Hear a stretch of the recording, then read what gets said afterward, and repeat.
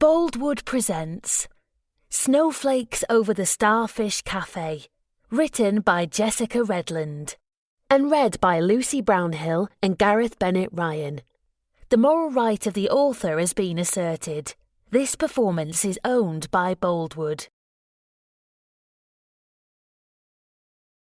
With courage, nothing is impossible. Sir William Hillary, 1823. Founder of the Royal National Lifeboat Institution, RNLI, established 1824. Originally known as the National Institution for the Preservation of Life from Shipwreck. Chapter 1. Hollie. Bonfire night, 8 years ago. "These are the last 2 crates," I said, reaching the bottom of the stairs at the Starfish Café. I weaved between the pine tables and placed them down at the far end of the room, beside several other crates of Christmas decorations. Angie looked up from unpacking the 7-foot artificial Christmas tree. "How is it bonfire night already? I swear the summer tourist only went home yesterday." "I hear you. Am I best not to mention that tomorrow is exactly 7 weeks till Christmas Day?" "Oh, don't. I haven't even thought about presents yet." She ran her hands through her greying bob and shuddered, but I knew she was only joking. Angie loved the countdown to Christmas as much as Mum and I did. "Hot chocolate time," Mum announced, coming towards us with a tray of 3 mugs.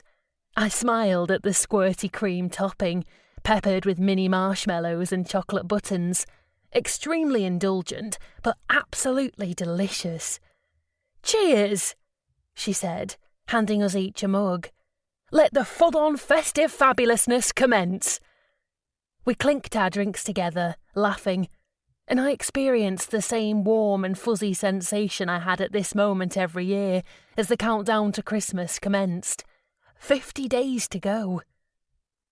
Christmas had always been a huge thing in our family, and it was double celebration time for me, as I was born on Christmas Eve, resulting in the uber-Christmassy name Hollie Gabrielle and the pet name Angel. Mum loved her traditions, and putting the tree up at the Starfish Café on bonfire night was one of them. Started 21 years ago when the cafe opened. Mum's parents had owned the land at Starfish Point, a 5-acre site a couple of miles south of the North Yorkshire seaside town of Whitsborough Bay, since the 1950s. But when my granddad saw the potential for catching crabs and lobsters along the coastline, the sand and shingle beach was home to a small colony of seals, making it a popular destination for visitors. So, throughout the summer season, my granny ran a cafe called Norma's Nook from a prefabricated unit. Mum worked in Norma's Nook straight after catering college and took over as the new owner a few years later when Granny retired. For the next decade, she ran it just as Granny had, but it was time for major changes. New name, larger premises, and a plan to open all year round. An eternal optimist, Mum was never afraid to take risks and refused to listen to the critics who said there was no way she'd have enough business to survive through the winter. She adored Kevin Costner and put her own spin on a quote from his film Field of Dreams. "If I build it, they will come," became her mantra. So she built it, and they did come. Although I think her amazing skills in the kitchen and her bubbly personality had a lot to do with that. The first ever Christmas that the new and improved cafe was open, Mum went for full-on festive fabulousness, putting up the tree on bonfire night and decking out the cafe with shiny garlands and lights everywhere, convinced it would help build the winter trade. Those who visited occasionally when going for a walk started coming more regularly, drawn by the Christmassy ambience and Mum's amazing comfort food. After a successful first winter opening, a tradition was born with bonfire night set in stone as the night each year to put up the decorations. At first it was only Mum and Angie, but after I started a summer job when I was 12, the decorating team became a trio, and, now aged 26, this was my 15th year. "Tree first?" Mum asked a little pointlessly. It was always the tree first. I opened out the bait unit and began teasing out the branches on the bottom section, while Mum and Angie took another level. "Lovely clear night," I said, glancing towards the terrace. "Perfect for the fireworks." The annual display started at 7 p.m. over South Bay, and the view from the cafe was fantastic, so every year friends and family would join us for drinks and a buffet while enjoying the fireworks. "It's quite mild tonight," Mum said. "Should be able to go out onto the terrace." Angie shook her head. "I'll stay in here, hiding in the storeroom with a napkin stuffed in each ear." Poor Angie hated the loud bangs. "We'll send out a search party when they're finished," Mum said with a giggle. "Thanks, Heather." They smiled at each other affectionately, and it gave me a warm glow. I loved their friendship. They'd met at primary school aged 4, and had remained the best of friends ever since. They studied catering together at college, and as soon as Mum took over running Norma's Nook, she offered Angie a job. 3 decades of working together could have damaged some friendships, but I'd never seen even the slightest of niggles between them. They were so aligned that they often finished each other's sentences. "Like the same person inhabiting 2 bodies," Dad would say. I considered myself lucky that I had the same sort of friendship with Katie, although we didn't meet until we were 14. Her parents were going through a nasty divorce at the time, and she didn't have a great relationship with her older sister, so I became her shoulder to cry on. Keen to avoid the tense atmosphere at home, she spent more time at our house, Sandy Croft, than hers. "What time does Craig think he'll make it tonight?" Angie asked, holding the stepladder for me as I added the angel to the top of the tree. I smiled at the thought of seeing him. "Hopefully by 7:30. He's gutted about missing the fireworks, but it was the only time the husband and wife were both free, so he didn't have much choice." My boyfriend, Craig, was an independent financial advisor who often worked evenings to catch working clients. It meant we only got to see each other 2 or 3 times a week, but that worked well for me. He was my first serious boyfriend, and much as I loved our time together, I also valued the space after so many years being single and doing my own thing. For the next 90 minutes or so, the 3 of us sang along to Christmas songs while we transformed the cafe ready for the guests. They'd start arriving from 6:30, giving them time for a drink and a chat before the fireworks display. While Mum and Angie brought out the buffet food, I took the empty crates and spare decorations back up to the first-floor storeroom. Before returning downstairs, I looked out the window at the front of the cafe, overlooking the woods and car park, and smiled to myself. Such a stunning setting. The Starfish Café is a beautiful 2-storey building, clad in rich, warm European redwood timber. Surrounded by pine trees, it feels very alpine. If it wasn't for the North Sea below, visitors could be fooled into believing they were in a mountainous ski resort instead of North Yorkshire. Mum had carried the alpine feel inside the cafe, with pine tables, wooden cladding, and even a Swiss cuckoo clock on the wall. The decor was perhaps a little dated, but I loved it. It was such a warm and friendly place to be.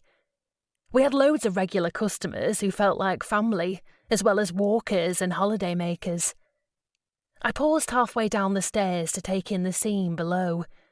Red and white lights twinkled on the tree, and there were more fairy lights draped across the window ledges by the seating booths at the back of the cafe, overlooking the terrace.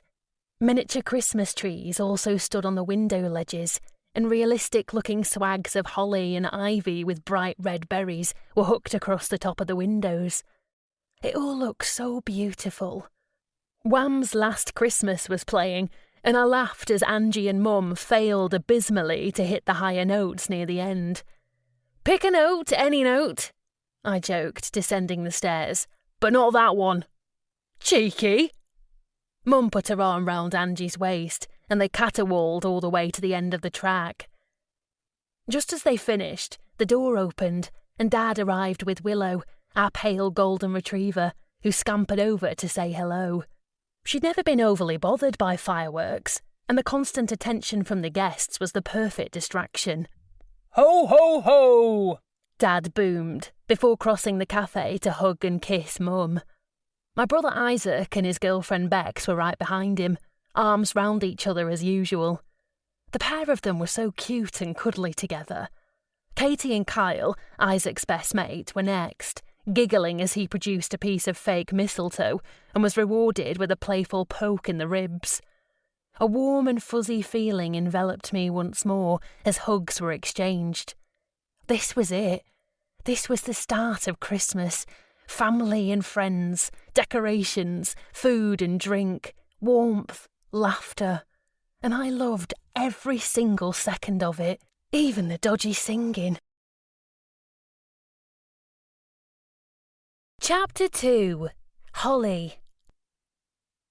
Within 10 minutes, nearly all the guests had arrived, and the Starfish Café was buzzing with chatter and the clink of glasses. Angie's husband, Martin, was here, and so was Katie's boyfriend, Trey, along with family, friends and neighbours. Willow was in her element, getting fussed over with scratches behind the ears and belly rubs. "You've outdone yourselves this year," Isaac said as we stood together in front of the tree, sipping from bottles of lager. "There's just one thing that spoils it." "What's that?" "That dodgy angel at the top of the tree." "Oi!" I gave him a playful shove. "She's meant to look like me." It had been Mum's mission in life to find a Christmas tree angel that looked like me. Last year, she'd finally tracked one down in a Castle Street gift shop, which she was convinced was my doppelganger, with her long, dark blonde hair, rosy cheeks and brown-green eyes. "My point exactly," Isaac deadpanned. "Don't be so mean." I shoved him again, but I knew he didn't mean it. My brother was 18 months older than me, and we were really close and always had been. I knew I was lucky to have that sort of relationship, because neither Katie nor Craig got on with their siblings. Craig and his younger sister Avery had this weird competitive rivalry thing going, and Katie's older sister Serena was a spiteful bully who seemed to delight in causing conflict between Katie and her mum. "I'll tell Mum on you," I added. "Oh, I'm scared." "I hope you're not picking on your sister," Beck said, joining us and trying to give Isaac a stern look. Impossible when her eyes sparkled with love for him. "As if I'd ever do that." Isaac wrapped his arms round Bex and gave her a gentle kiss. At 6'3", an inch taller than Dad, he towered above her, and they looked so cute when they were side by side. Bex had a choppy blonde bob, curvy figure, beautiful grey eyes, and a girl-next-door innocence about her. My athletically built brother was also blonde, with piercing blue eyes. Katie said the pair of them would have stunning children, and I had to agree. As well as looking great, they really were the most adorable couple together, always hugging each other, always laughing. Kyle appeared by my side, whipped out his fake mistletoe and puckered his lips. "In your dreams," I said, laughing. "But you can have a hug because I haven't seen you for weeks and I've missed you." "Holly hugs are the best." I squealed as he grabbed me in a bear hug, lifted me off my feet and spun me round. "Put me down, you daft muppet." I adored Kyle. We'd always got on well. He could act the fool sometimes, but he was thoughtful, caring, and a great friend to my brother. I wouldn't change him for the world. Bex would, though. She was pleasant enough towards him, but I sensed she tolerated rather than liked him, which was a shame when he was such an important person in Isaac's life. The clinking of a knife against a glass drew our attention, and we turned to where Mum was standing on the stairs. "Thank you for joining us again for our annual bonfire night soiree," Mum said, a big beam on her face as she scanned her eyes across the group. "The fireworks will start shortly, and I wanted to say a few words before they do. I know Craig isn't here yet, and I'm really sorry to give the news without part of the family here, Holly, but I can't keep it secret any longer. I had an appointment with my oncologist yesterday, and I'm delighted to say—" I grabbed Kyle's arm, my heart thumping. "I'm cancer-free. I've won the second and hopefully the last battle. So I'm going to be able to... But she didn't get to finish whatever she wanted to say, because we all swamped her with hugs and kisses. Tears streamed down my cheeks as I flung my arms round my mum. "Best news ever," I whispered. Fireworks exploded outside, and the cafe was lit by the colourful sparks. It felt as though the whole town was celebrating Mum's fabulous news, and quite rightly so. "How amazing is your mum's news?" Katie asked, plonking herself down opposite me in one of the booths after the fireworks finished, her eyes glistening with tears. "It's the greatest. I'm so relieved. It's like Christmas has come early. She's such an inspiration." I glanced over at Mum, who was laughing with Angie. "She is. Every single day." Katie reached across the table and squeezed my hand as we both blinked back tears. I wasn't surprised she was as emotional as me. Mum and Dad had welcomed her into our home like one of the family, and she'd found a love and warmth at Sandy Croft that she'd never had in her own home. I hated how her mum and sister frequently ganged up on her. She'd learnt that it was pointless trying to defend herself, and it was easier to walk away to a place where people cared. I'd loved having her round so much, and, for her, the added bonus had been the chance to see my brother Isaac, on whom she had an enormous crush. We used to lie in bed and fantasise about them getting married and Katie becoming my sister-in-law. Isaac's best mate, Kyle, was also a frequent visitor, and Katie was convinced that Kyle and I would fall madly in love and we'd marry too. The four of us would go on holiday together, live on the same street, and our children would be best friends. It sounded lovely, but it was never going to happen. I liked Kyle, but only as a friend, and, unfortunately for Katie, Isaac made it clear that he viewed her like another sister. 4 years ago, Isaac started seeing Bex, and it could have been awkward, but it was obvious from the start how perfectly suited they were. Katie wasn't the sort who'd be off with Bex just because her feelings for my brother weren't reciprocated. By the time Isaac and Bex moved in together last summer, Katie had long since got her feelings under control. She'd recently started seeing Trey, a colleague from the recruitment consultancy where she worked. It was early days, but they seemed well suited, so I had high hopes for them. Craig finally arrived a little later, looking all handsome in his suit. A warm and fuzzy feeling hugged me as I watched him work the room with ease, smiling and exchanging warm greetings with everyone he passed. He had an impressive ability to talk to anyone from any age and background, which was probably why he was so good at his job. I went to hug him after he made it through the throng, but he managed to dodge it, planting a chaste kiss on my cheek instead. "I didn't realise there'd be so many people here," he said. "Same as last year." "Really?" He frowned. "Seems more." I wasn't going to be pulled into some petty bickering about guest lists when there was so much to celebrate. "Guess what? Mum made a big announcement. She's been given the all clear. I'm so relieved." "That's good news." Craig could never be accused of overexcitement, but I had expected a little more enthusiasm from him. His tone was what I'd have expected if I'd said, "We thought we'd run out of sausage rolls, but found an emergency bag of frozen ones." "Good?" I challenged, eyebrows raised in disbelief. "It's amazing."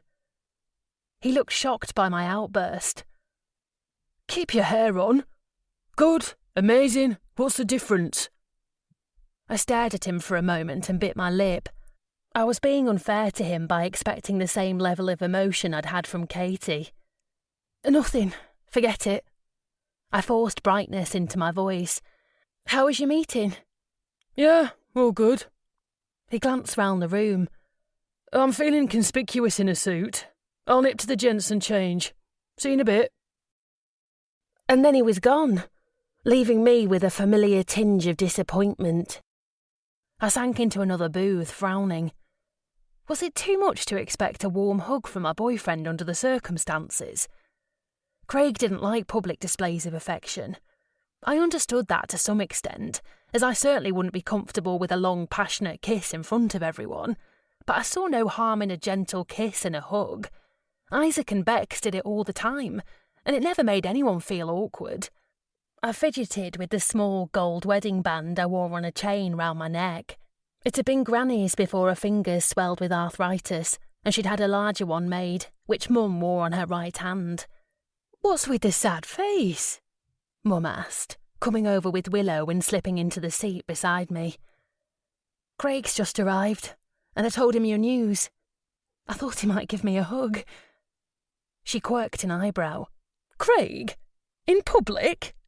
She glanced out the window. "Oh, was that a pig flying past?" I let go of the necklace. "Am I overreacting again?" "No, Angel, but you are comparing your relationship again. There isn't a right or wrong way to behave, and every couple finds what works for them." I followed her eyeline towards Isaac and Bex, who were out on the terrace with their arms round each other. He kissed her on the forehead and said something which made her laugh. "Your brother and Bex are affectionate in public, but it's what they're used to." "They were both brought up in families that openly show affection. You told me Craig's parents aren't like that." "I've barely seen his parents together with his dad working abroad so often, but I can't say I've ever seen Craig hug his mum or Avery." "There you go, then. He's not used to being demonstrative in public. It doesn't mean he doesn't care about you. He just shows it differently. If it bothers you, you should talk to him about it. These things can seem small, but they can soon eat away at a relationship." I smiled at her, feeling reassured as I always did by one of her pep talks. "I'm fine. Just being silly. I'm a bit emotional because of your news. Thanks for listening." She hugged me to her side. "Any time, Angel. I'll always be here for you with a listening ear and a ready hug." I was definitely guilty of comparing my relationship, but it was mainly because having a boyfriend was still new territory for me. At school and college, I'd been more focused on my studies than finding love, and working in the Starfish Café wasn't the ideal environment for meeting someone. It was predominantly frequented by older customers or families on a trip to the beach to see the seals. It was a destination cafe, not like a cafe in Whitsborough Bay's town centre, where a lone businessman might drop in for a quick coffee or a meeting and lose his heart to one of the staff. My love life, or lack of it, was an endless topic of fascination among our regulars, and there were very few who hadn't at some point declared that they knew a nice young man for me, a son, grandson or great-grandson, and I'd perfected the art of smiling politely and changing the subject. Craig's grandparents had been no exception. Clifford and Doris Easton were the sweetest couple and had been regulars at the cafe for as long as I'd worked there, dropping by every Saturday morning for tea and cake. Doris often spoke of her wonderful grandson and was convinced we'd make a fine young couple. When Clifford passed away 5 years ago, we didn't see Doris for several weeks, so were delighted when she returned, this time accompanied by Craig. First impressions of Craig, purely based on looks, were positive. He was tall with light brown hair, warm hazel eyes and chiselled cheekbones. But for me, the personality was far more important. Going to their table to take their order, I hugged Doris, welcomed her back and asked how she was holding up. "I miss my Clifford every minute of every day, but I will be forever grateful for the 63 happy years we spent together. And now I have a new cake companion. This is my wonderful grandson, Craig, who I was telling you about. Craig, this is Holly Gabrielle Brooks, an angelic name for a sweet angel."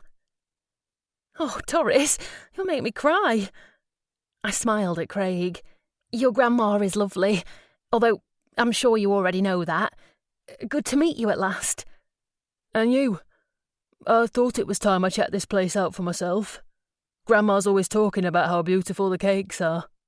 "And it's not only the cakes that are beautiful," Doris declared, smiling warmly at me. "Look at her, Craig. Isn't she a vision? It's a travesty that she's single." I didn't know where to put myself. My cheeks had to be the colour of beetroot. "Grandma!" Craig cried. "I've always said the two of you would make a fine young couple, and I stand by that. So, are you going to ask her out?" Craig's jaw dropped open, and he looked as mortified as I felt. "Grandma, I'm sorry, Holly. She promised she wouldn't do this." Doris crossed her arms and glared at him. "I speak the truth." "Which is embarrassing Holly and me," he said through gritted teeth. Do you know what you'd like to order? Or should I give you a bit longer?" I asked, desperate to make my escape. "I might come over to the counter to look, if that's okay." "Of course." Cringing, I scuttled back to the counter. Doris had just won the award for the most embarrassing medal ever, and now Craig was coming over, and it was going to be so awkward. "I'm sorry about Grandma," he said. "Since Grandad died, she's been so fixated on setting us up, convinced we'd be as happy as they were, and I told her I wouldn't bring her here until she promised to let it go." "It's fine. Lots of the customers try to do it, although they're usually a bit more subtle. I don't know why they're all so convinced their grandsons will be interested in me." My cheeks flushed again, as I realised it might sound like I was fishing for a compliment. He shuffled on the spot and ran a finger round his shirt collar. "Actually, I can see why, but I'm seeing someone at the moment, and—" "You don't have to explain anything," I said, holding up my hands to stop him. "Do you know what you'd like?" He placed his order, apologised once more, and returned to his table. My lasting memory should have been mortification at Doris's meddling, but all I could picture was the warmth in his eyes and the gentle smile on his lips when he'd said, "Actually, I can see why." Craig and Doris became weekly visitors, and, as happened with all regular customers, a friendship formed with Craig. Doris continued to meddle, and it became a standing joke between us. Each Saturday, Craig came to the counter to check out the cakes, but as he always picked Victoria sponge or chocolate fudge cake, it felt like an excuse to chat to me alone. Even though I knew he was attached, my feelings towards him gradually deepened. He was definitely more than good looks. I loved how devoted he was to Doris, bringing her out every Saturday morning, when there were probably 1,000 other things he'd rather do, and I allowed myself to imagine that he accompanied her just to see me. At the start of last year, we were devastated to hear the news that Doris had joined her beloved Clifford. For the next few Saturdays, I kept half an eye on the door, wondering if Craig might stop by on his own, but he never did, and I resigned myself to never seeing him again. My little fantasy had been exactly that. He was a customer being friendly, nothing more. Last June, I was out for drinks with Katie, and we bumped into Craig in the old theatre. He was out with a group of friends celebrating his birthday, and we were invited to join them on their pub crawl, then on to a club. Craig was a bit drunk.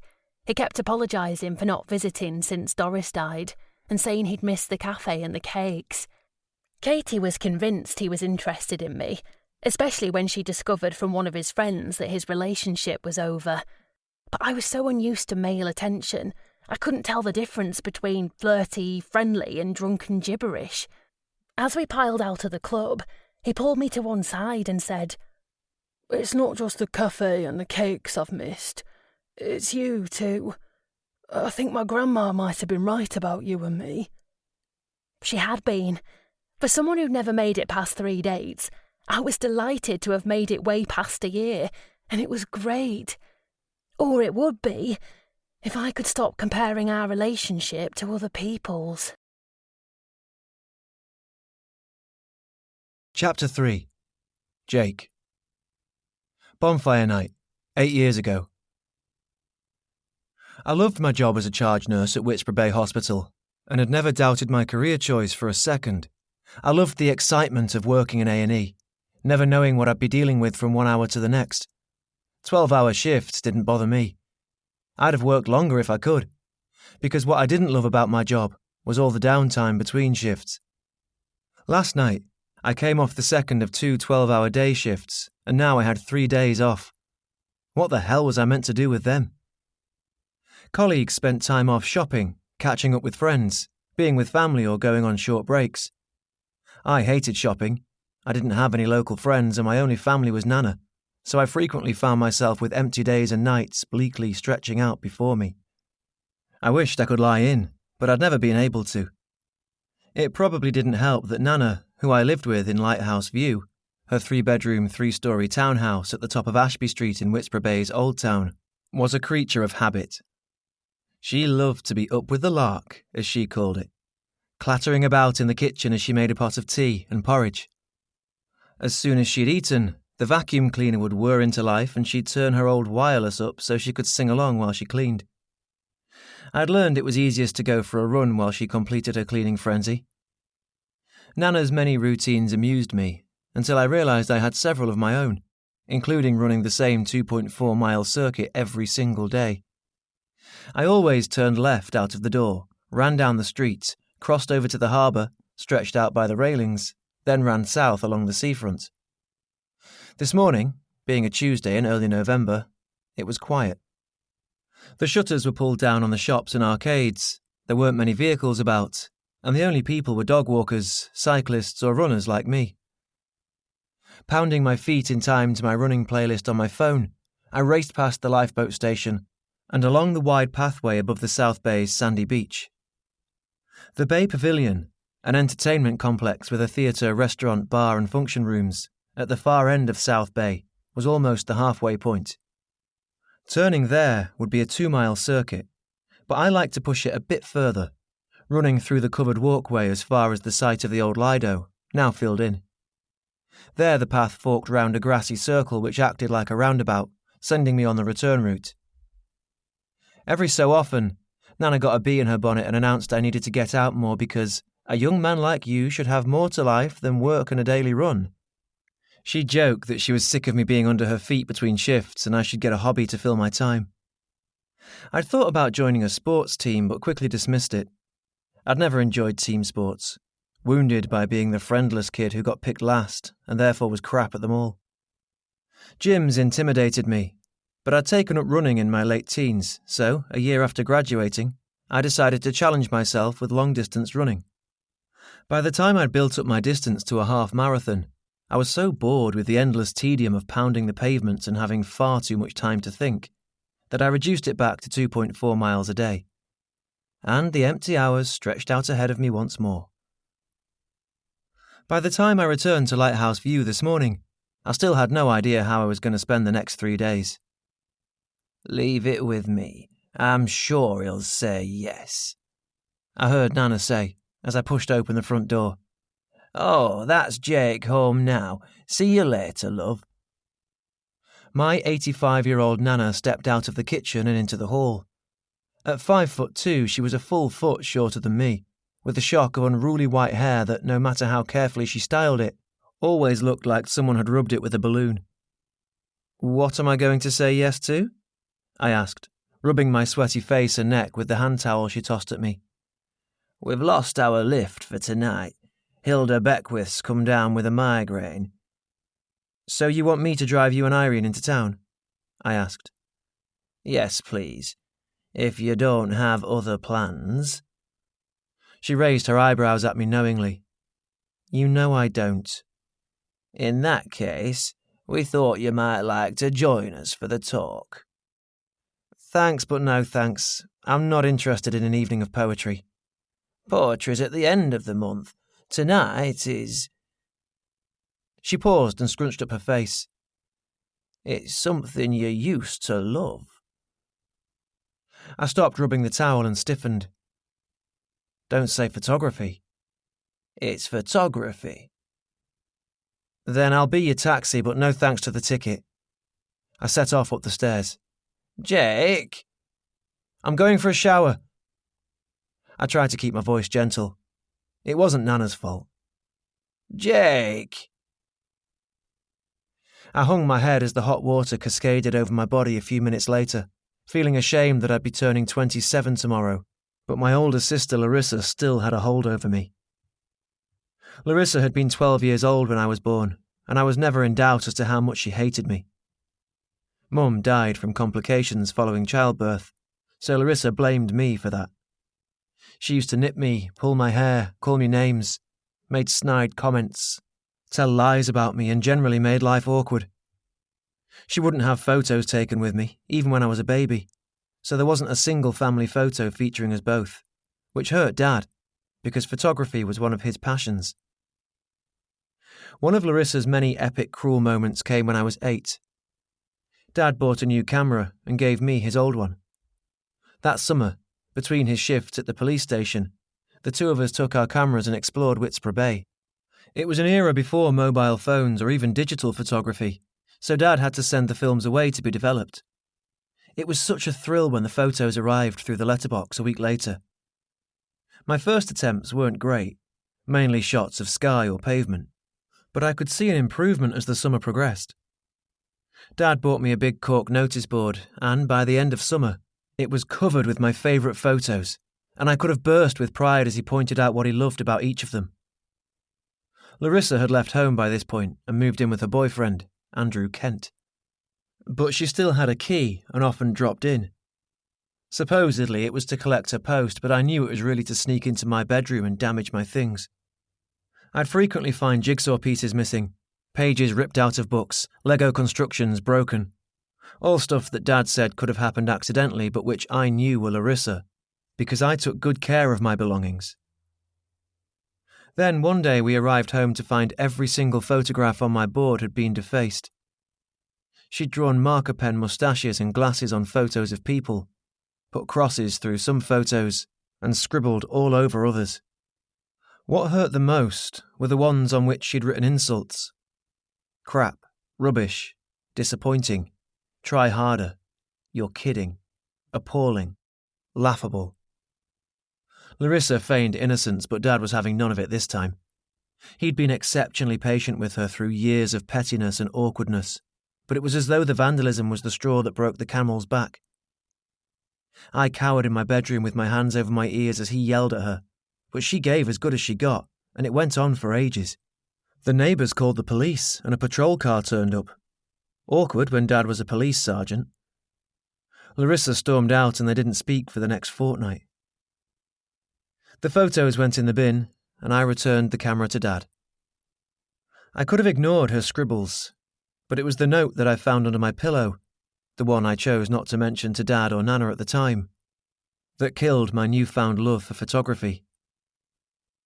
Do you have any idea how much of Dad's time and money you have just wasted with your pathetic little photography hobby? And for what? A monkey wearing a blindfold could have taken better photos. You are useless. Always have been. Always will be. You can't take photographs. You can't do anything, and you will never amount to anything. The day you accept that, the world will be a happier place. I still had the note tucked away in a box file in the back of my wardrobe. I didn't need to look at it as those words were permanently etched in my mind. But every so often, I dug it out. It took several years to get to the point where Larissa's taunts had the opposite effect on me than she'd intended. Instead of making me crumble, they drove me to success. I'd prove her wrong. I would amount to something. Her words pushed me to achieve top grades for my GCSEs and A-levels. And a first-class degree. But I'd never picked up a camera since, and I'd never told Nana about the note. Larissa's attitude had hurt her enough over the years, and I didn't need to add to it. When I finished in the shower, I marched into my bedroom and rummaged in the back of my wardrobe for that box file. Drawing back my shoulders and holding my head high, I read the crumpled note. Sod it. Nana, I called, running down the stairs in my towel. I've changed my mind. I will join you tonight. I think that's the right decision, love, she said gently. Don't let her win. Hey, Violet, I'm not buying that Hilda Beckwith story about a migraine, Irene announced to Nana the moment she opened the car door. I think she's got her fancy man round again. I caught Nana's eye while Irene was distracted buckling herself in. 11 years Nana's junior, Irene Trent had lived in Seafarer Lodge next door all my life. She was kind-hearted, but she was an eternal curtain-twitcher and consequently knew everyone and everything. Hi, Irene, I said. All set? Oh, hello, young Jake. Yes, good to go. You'll love it tonight. They're brilliant photographers, been all over the world. Unbelievable photos. Sounds good. I pulled out of the space and headed down the hill towards the seafront. Where was I? Irene said. Oh, yes. So, there was this blue estate car parked there from 4, and she called not 5 minutes after that. Bit of a coincidence, don't you think? The same car was there 2 nights ago, and her husband's only 6 months cold. Bit soon if you ask me. And she was off, sharing the gospel according to Irene Trent, about how long after a bereavement it was decent to move on. Nana and I sat in silence, smiling. Irene would run out of steam soon. She always did. Her own husband, Derek, had died 25 years ago. With no children and no extended family, I suspected she was lonely, and that's what led to the tidal wave of information whenever we saw her. Sure enough, by the time I dropped them outside the library and went to park, Irene had drawn breath, and it was Nana's turn to speak. Irene had been a good friend to us both over the years, along with another neighbour, Kay Summers, who lived in Seashell Cottage, on a side street opposite Lighthouse View. Kay was younger still, turning 60 next year, but the 3 of them were single and always in and out of each other's houses for a cuppa and a chat. I suspected Kay would have joined them tonight, but she was currently travelling around the world. All right for some. I found a parking space down a side street a few minutes away, and as I walked back to the library, I tried to recall how I'd felt the first time I looked at one of the photos I'd taken and realised it was good. It was a picture of the red and white striped lighthouse on the small island off Starfish Point. In focus, in frame, central. I'd been elated when Dad hugged me and sang my praises. That particular shot had taken pride of place on my notice board. Larissa had scribbled one word on it.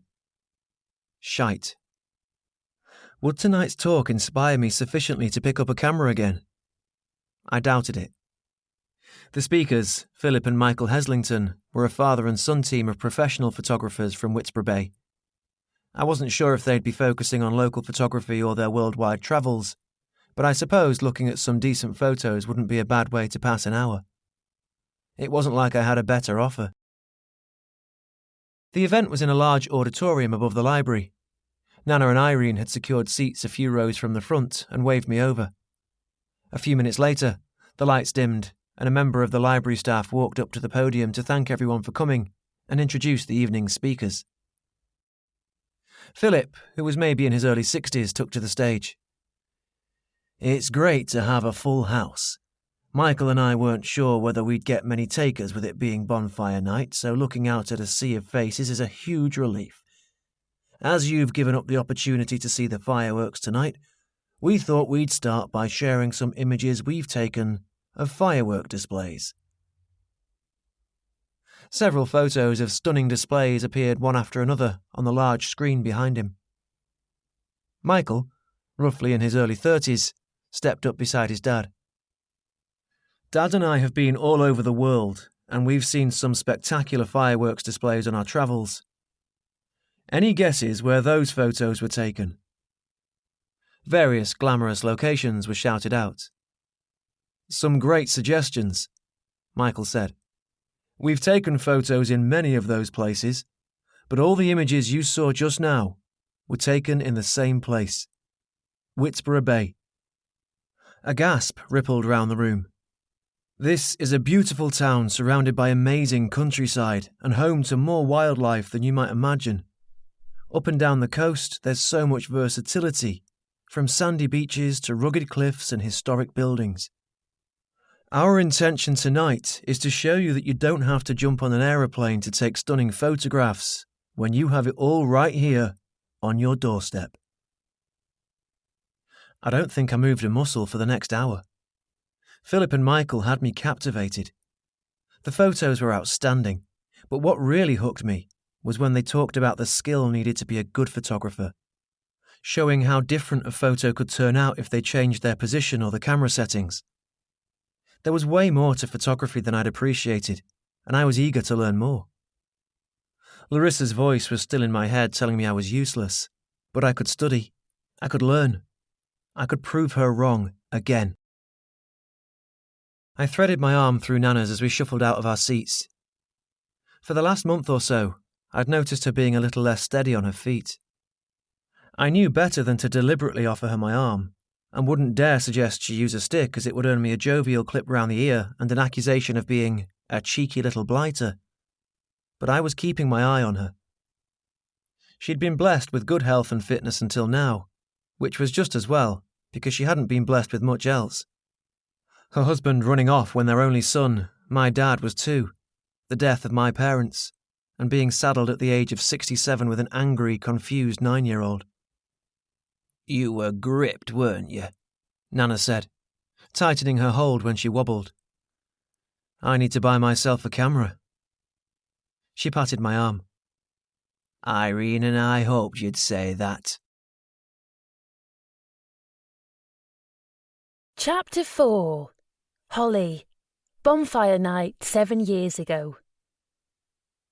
"Don't think we'll be going out on the terrace this year," Mum said, placing a tray of hot chocolates on the table of the nearest seating booth, while Angie and I hung red and gold baubles on the Christmas tree in the cafe.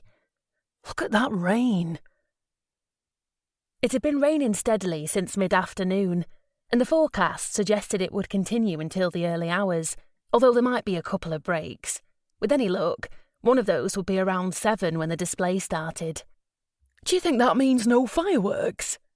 Angie asked, looking hopeful. "There's been torrential rain before and it hasn't stopped them," Mum said. "Sorry, Angie." "Storeroom for me again," Angie joked.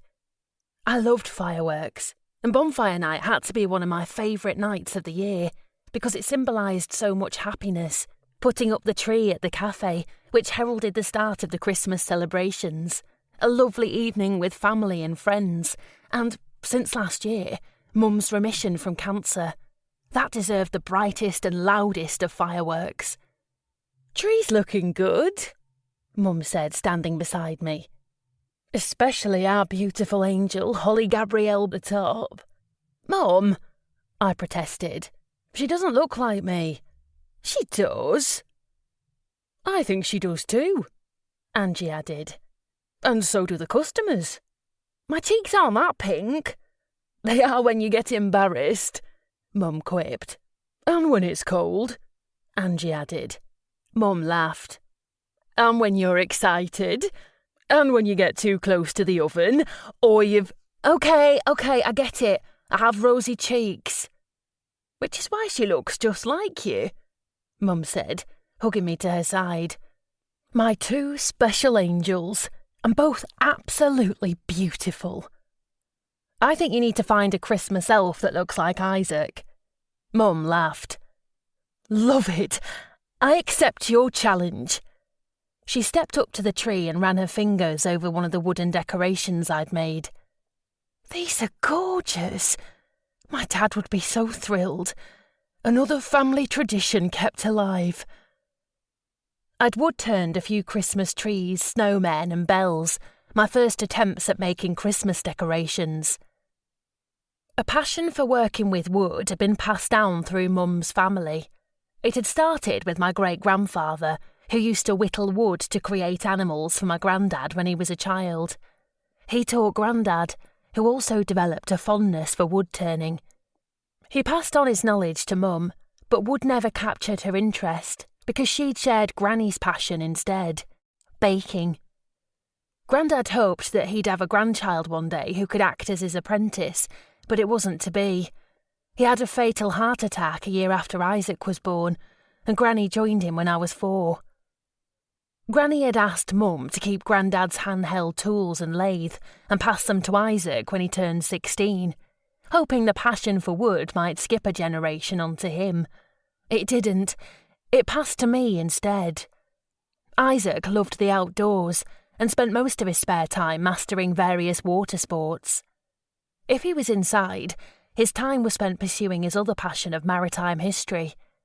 He had zero interest in being locked away in a shed with a lathe, but I was fascinated by how a lump of wood could be transformed with skill and imagination. So Grandad's lathe and tools passed down to me, And, at 14, I created my first of many bowls and was hooked. "I really think you should sell these," Mum said. "Me too," Angie agreed. "And I'm first in the queue. Can I have a set for my tree, please?" "And I'll have a set for home," Mum added. "Let me know how much." I blushed, just like the angel on the tree, flattered by the compliments.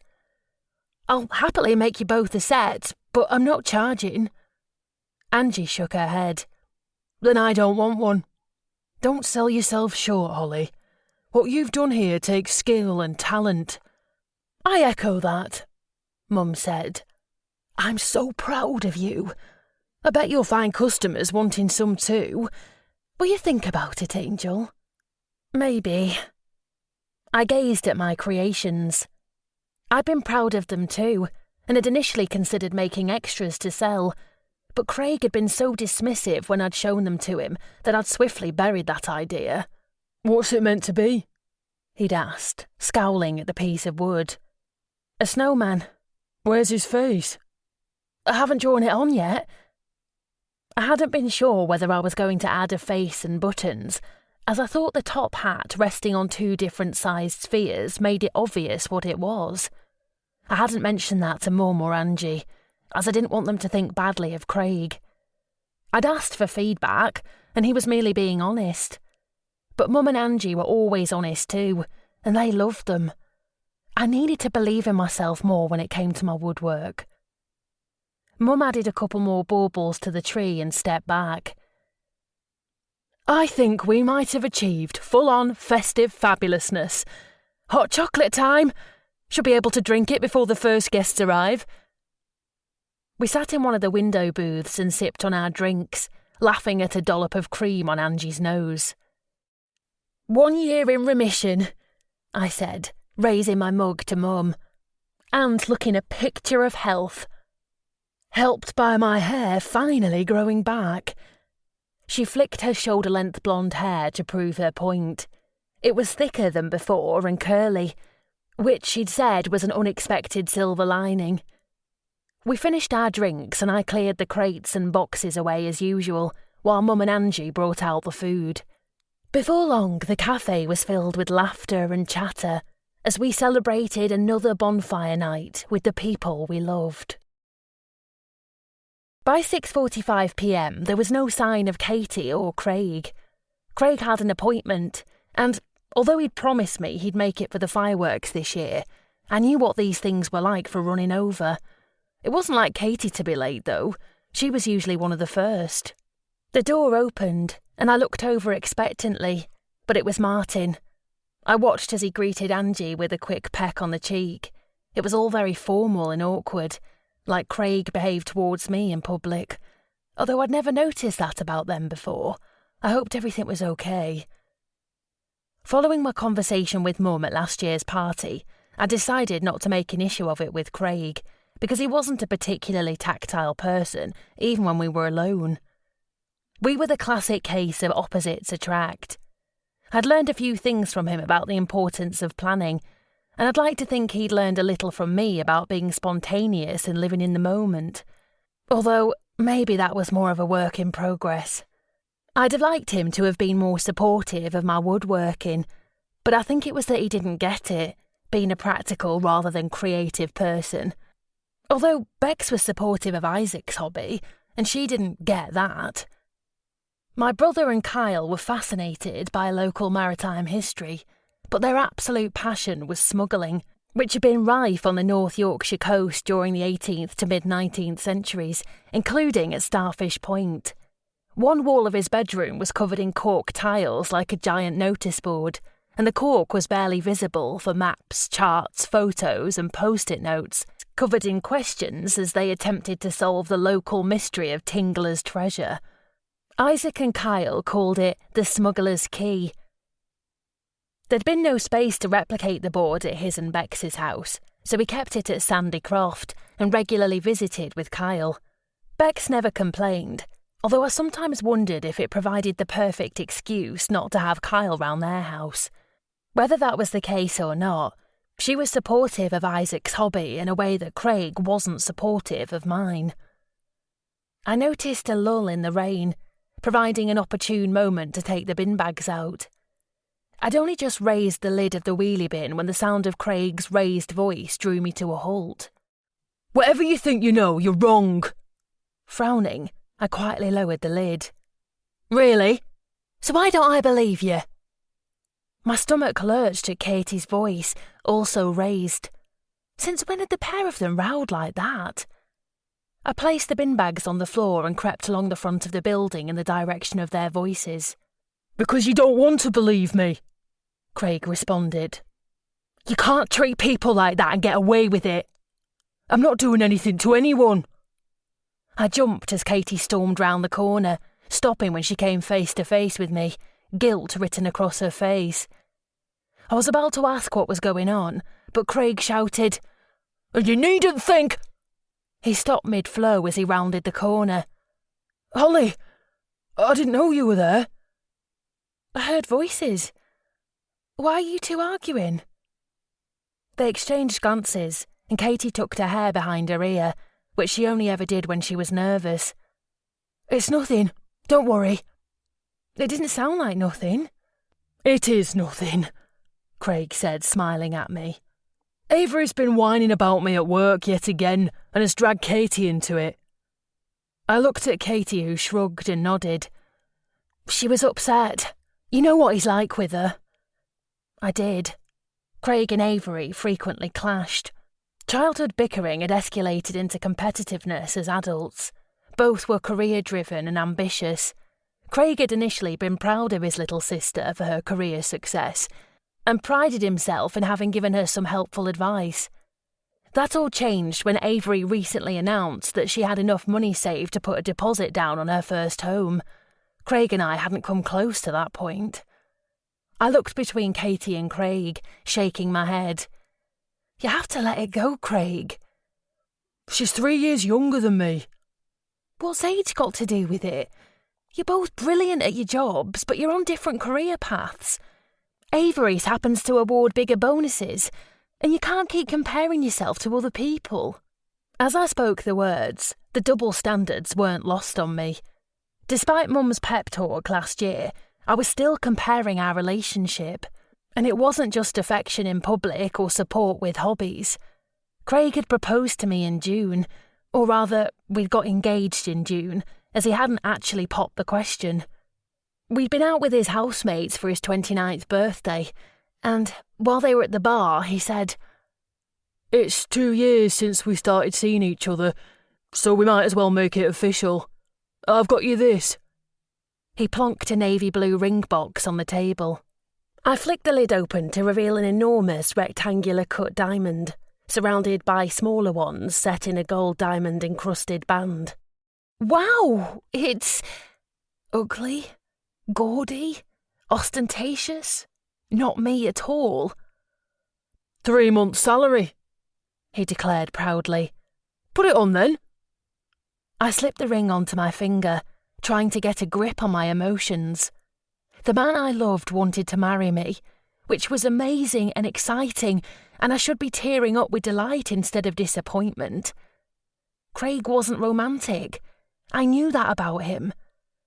He wasn't the sort who'd whisk me away to Venice or Rome and get down on bended knee. This proposal was practical, like him. We talked about getting married at some point, so it was what I wanted. But I'd always imagined that he'd surprise me by doing something romantic, which would make the proposal all the more special because it was going against type. "I nearly chose platinum, but you always wear that gold necklace, so I figured gold was your favourite." I automatically reached for the chain round my neck. If he'd ever asked, he would have known that the necklace was for sentimental reasons only, and I preferred silver. But it was sweet that he'd thought to match my necklace, and it was perhaps romantic that he'd chosen our 2-year anniversary on which to get engaged. Over the weeks that followed, my disappointment was swallowed up by the excitement of wedding plans, setting a date for June the year after next. Then Isaac shared his plan for New Year's Eve, an overnight stay in one of those clear domes in Iceland where he was going to propose to Bex under the Northern Lights. The two proposals were worlds apart, and, for a moment, I had an insight into Craig's world, experiencing envy towards a sibling. "Are you sure everything's okay?" I asked Katie once we were inside and Craig had disappeared to change out of his suit. "Yeah, it's fine." Katie's words didn't match her expression.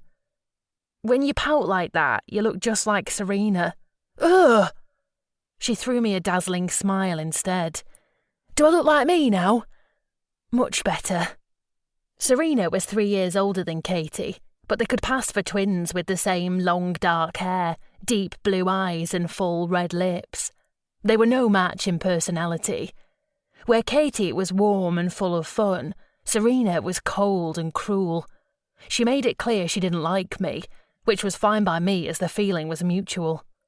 Desperate to escape Serena's clutches, Katie had saved her salary like crazy, and I couldn't have been happier for her the day I helped her move out last year into a house of her own. She'd barely spoken to her sister or mum since, and it was definitely their loss, not hers. I glanced towards the door. "Trey's just arrived, so can we have a genuine smile from you now?" Her eyes lit up as she saw him. "Sorry. Thanks for cheering me up as always. What are best friends for?" Craig and Katie put their differences aside, and we had the usual fun and laughter-filled bonfire night event. The rain held off long enough to enjoy the fireworks from the terrace, but picked up again by 8. As the evening drew to a close, I found myself seated round the table with Mum, Angie, Bex and Katie, with mugs of coffee and tea. "It's been another lovely bonfire night," Mum said, smiling at us all. "Thank you all for coming. I've made a big decision. After getting the kitchen refurbished at Sandy Croft, I've realised how shabby the Starfish Café is looking." "And dated," Angie said, giving her a gentle nudge. Mum pretended to look offended. "What could you possibly mean? Are you suggesting the pine tables and a Swiss cuckoo clock are last season?" "No, the season before that, or maybe even the one before that." "I like the cuckoo clock," Bex protested. "It's cute." "Thank you," Mum said, patting Bex's arm. "At least one of you has good taste. And it's a very special cuckoo clock. Joe bought me that in Switzerland on our honeymoon. But I'm maybe thinking an Alpine-themed cafe isn't quite the thing for North Yorkshire, so it's time for a change." "What are you thinking, Mum?" I asked. "Something fresh." "Knock it down and rebuild it in the shape of a starfish," Katie suggested, giggling. "That might be a bit extreme, but I do like the idea of still having a theme. What about something nautical with starfish and seals and octopuses?" Bex frowned. "Or is it octopi?" "What about New England themed?" I suggested, building on Bex's idea, immediately able to visualise how different and amazing the cafe would look. "White walls and white furniture, but blue, turquoise and even red accents on the seat covers, pictures and crockery." Nods of approval went round the table. "Congratulations, Angel." Mum grinned at me. "You have just